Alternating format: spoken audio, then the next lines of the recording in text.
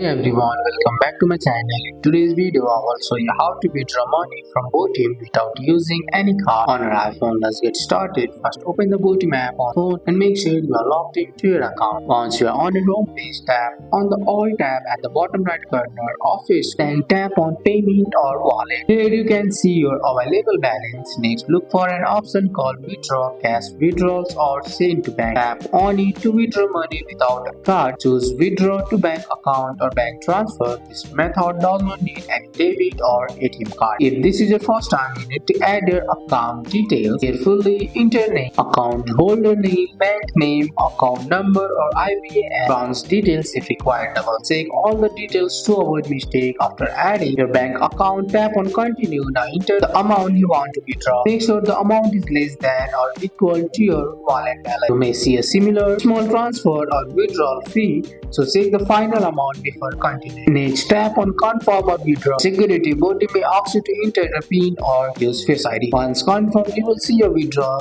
successful message on the screen. And that's it. This is how you withdraw money from Botim without a card on iPhone. That's all for today's video, guys. I hope you guys like this video. If you found this video helpful, drop a like, subscribe for more videos. Thanks for watching. See you in the next one.